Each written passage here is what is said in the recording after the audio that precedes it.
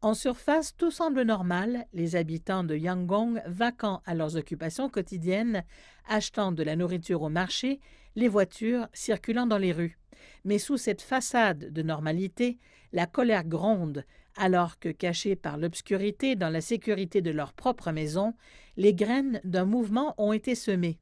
Déjà, les professionnels de la santé de quelques 70 hôpitaux se sont mis en grève.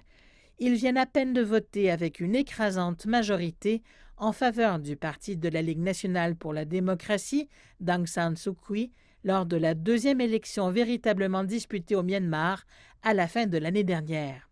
Ils espéraient continuer sur leur chemin chaotique vers la démocratie, mais ces derniers jours, ce fut un virage brutal, avec le retour complet du régime militaire. C'est mon pire cauchemar qui se déroulait sous mes yeux. L'atmosphère à Naypyidaw est étrangement calme, comme si on attendait l'arrivée d'un orage. Le sentiment général du peuple est la peur, l'anxiété et l'incertitude face à ce qui arrivera par la suite. Malgré les célébrations d'une transition du Myanmar vers la démocratie après un demi-siècle de régime militaire, en réalité, le pouvoir de l'armée a à peine diminué sous une constitution qui préserve le contrôle militaire sur le gouvernement en conservant un quart de tous les sièges parlementaires. La relation entre l'armée et Aung San Suu Kyi n'a donc jamais été harmonieuse, mais c'était un mariage obligé, alors qu'elle marchait sur la corde raide en tant que chef de facto du gouvernement civil. Sa localisation n'ayant pas encore été confirmée, elle fait maintenant face à des accusations pour importation illégale de matériel de communication.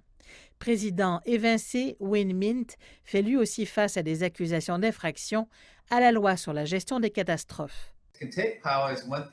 Prendre le pouvoir est une chose, mais le garder en est une autre.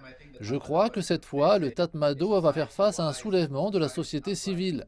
Cela conduira à un bouleversement avec beaucoup d'agitation et d'adversaires. Parce que c'est un autre type de Myanmar, ils prennent le relais.